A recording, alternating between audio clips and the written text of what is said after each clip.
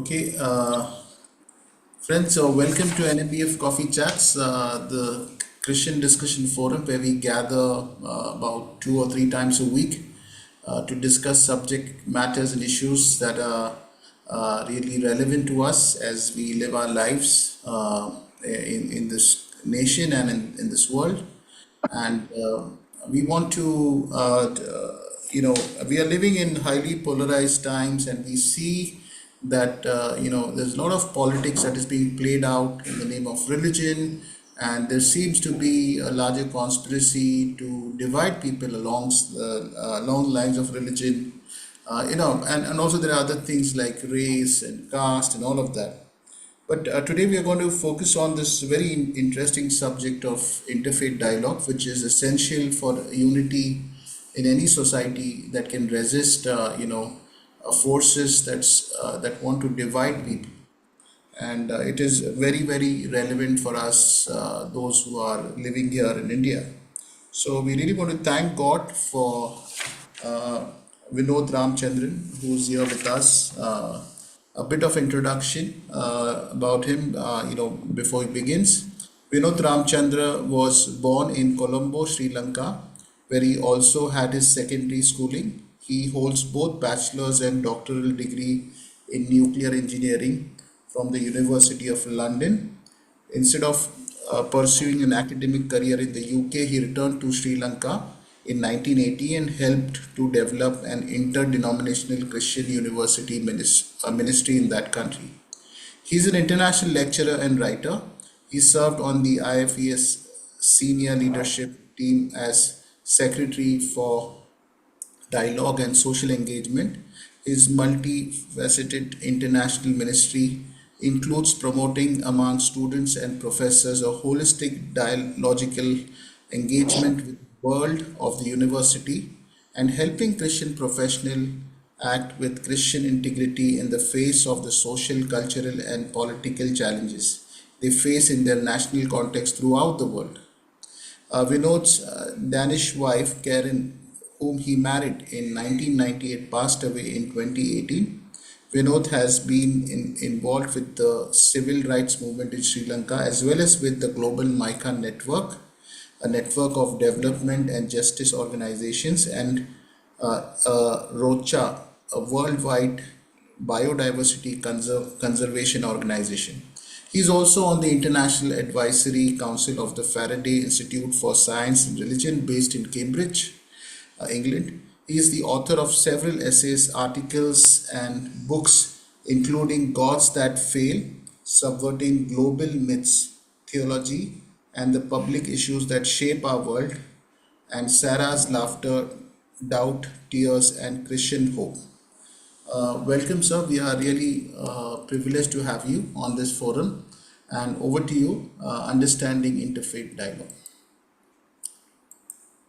Well, thank you very much. And good evening to all of you. I'm speaking from Colombo, Sri Lanka. I want to begin by saying that when we meet another person, we are not meeting primarily somebody who is a Buddhist or a Hindu or a Muslim. We are meeting somebody who is made in God's image. So that's how we have to first relate to people before we put labels on others, before we classify them, put them into certain categories of thought.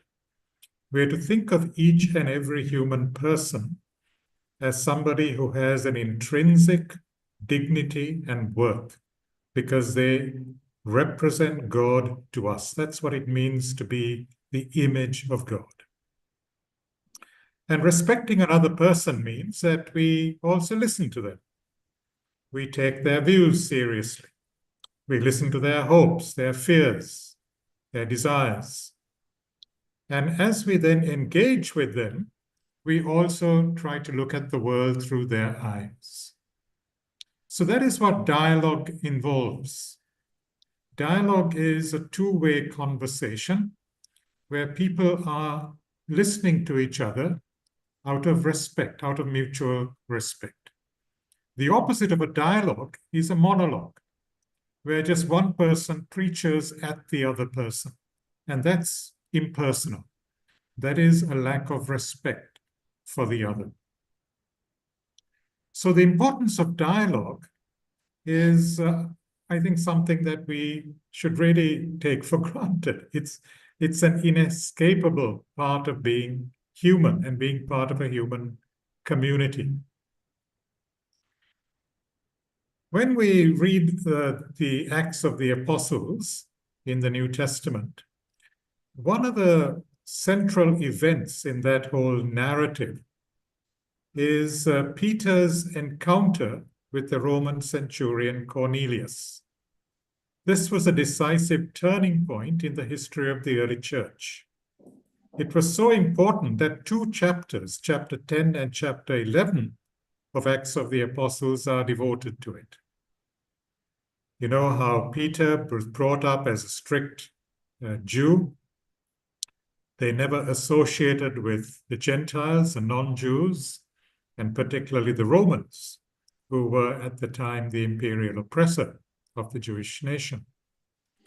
And yet, through a dream, a vision, God has to shake Peter out of his racial, cultural, religious prejudice and drag him, almost kicking and screaming, into the house of a Gentile, and not just any Gentile, but a Roman military officer, a Roman centurion called Cornelius. And that is a turning point in the history of the world, because for the first time, you have a Jew entering the home of a Gentile. Something that just never happened. And when Peter enters Cornelius's home, he doesn't begin by preaching. He begins by listening.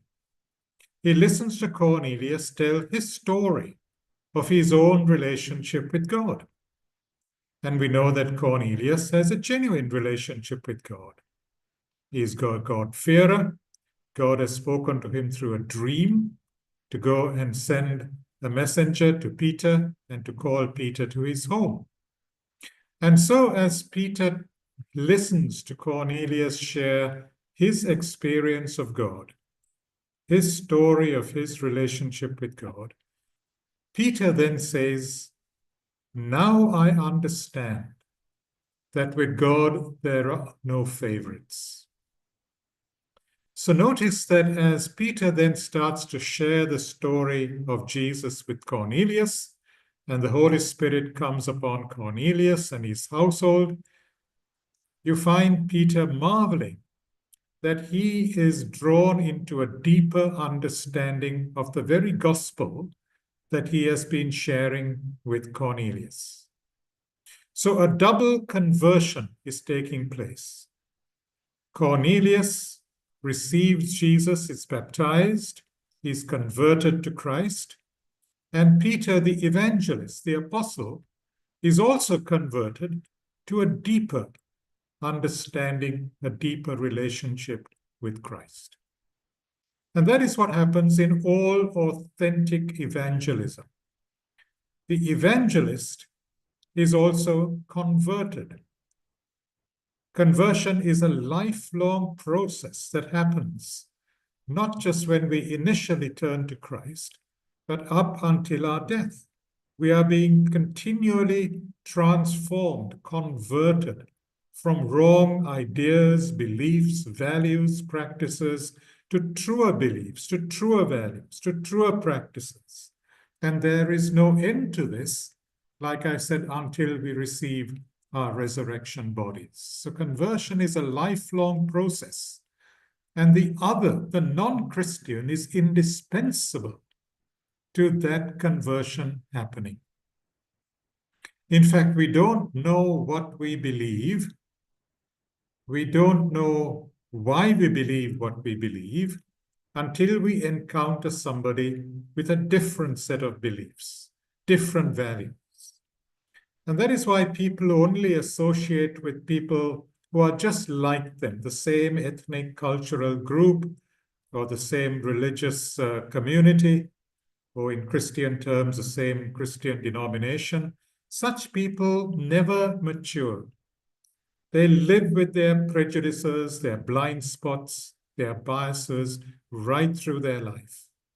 It's only when we move out of those sort of comfort zones and we listen to people who have different, even contradictory beliefs to our own, who challenge our values, question our practices. It's only when we listen and engage with them that we come to understand what we truly believe and why we believe it. Where did we get these ideas or beliefs from? And in that process, like Peter, we are also growing into a deeper understanding of what the gospel means and what it entails for the life of the world. You see this also with the Apostle Paul in Acts chapter 17, when he goes to Athens. He is distressed when he sees all the idols, the idolatry in the city. But he doesn't express his distress or his anger openly. He engages in a respectful civil dialogue with the philosophers of Athens. And as he speaks to them of Jesus and then the resurrection and the need for repentance, he actually quotes their own philosophers and poets. So you see, Paul is familiar with those Greek philosophers and poets. He has read them. He understands them. And he begins his talk with their ideas, and then he moves them beyond that to what he has to say about Jesus. So I find it very sad when I meet people in my own country, Sri Lanka, or in India, Christians living in the midst of majority Hindus or Muslims or Buddhists who have very little understanding of Buddhism or the various Hindu schools of philosophy or the various Islamic traditions. They have just not bothered to listen and learn. Now, I know that the typical Buddhist or the typical Hindu that we meet are not philosophical Buddhists. They don't even know their religion. But when you ask them, they will say, yes, we are Buddhists, or we are Hindus, or we are Muslim, just like there are Christians who say they're Christian, even defend Christianity, even though they're not practicing believing Christians. It's just a cultural identity. But then when they start talking with you and they realize that you actually have really taken the trouble to read and understand their philosophy, the way they understand and view the world, then they show some respect and are willing to listen. So what we call interfaith dialogue can take place at many different levels. The most basic level is that of just personal friendship. Friendship with people who are living in our neighborhood, people with whom we work in our offices or our factories or our universities. We are working with them or we are studying with them day after day. And we just begin by asking them questions, not so much questions about their faith, but maybe simple questions like, why are you doing what you're doing? What is the motivation? How did you get into this work? Or if you're a student, why are you studying this? What's your interest in it? And just listen to what they say. And they in turn might ask you, well, why are you doing this particular work? Why do you think it's important? And that's an opportunity for you too to share, if your faith is something that's real, your faith motivation and the way you see this particular work that you're doing, this project that you're involved in, in a Christian way. Or we join together with people to address issues of common concern. Maybe we are in a condominium, we are part of the housing committee, and we are caring about the common well-being of the residents of the condominium. We are working alongside people of other faiths. Or on a national level, we may be involved in a national committee or a think tank or a policy research group. We are all the time working with people who don't share our beliefs and values. But in that context, we can ask questions. And asking questions is not threatening. It's not intimidating. It's not being pushy. It's simply humbly asking and then listening to people. And then as they put questions to us, then the dialogue really takes off. So that to me is the first and the most basic level in any community, in any society where interfaith dialogue, interfaith conversations have to take place. But then there's a second level, and that is the most scholarly level. And that is where scholars from the different religious or secular traditions like Marxism, for example, meet together, where they share from their foundational documents.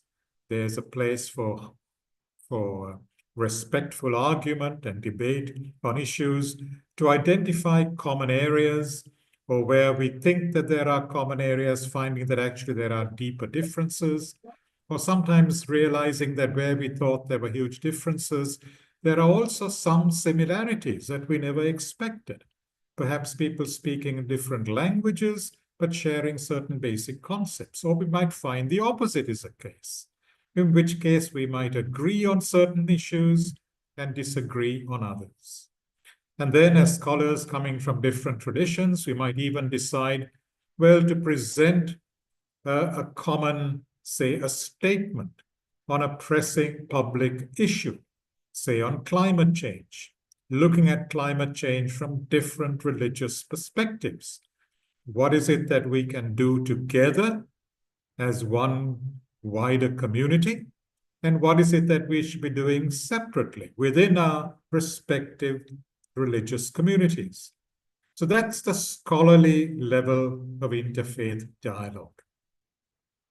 And then a third level is where the officially designated leaders of the different religious communities, like bishops or archbishops or the senior monks of the different monasteries, or the various senior mullahs, come together whenever there are acts of violence, there are issues in national life that need to be addressed, tempers need to be cooled, where we can talk together and then appeal to our different constituencies to actually tone down their language, to seek to build bridges of understanding, to reduce the prospect of violence.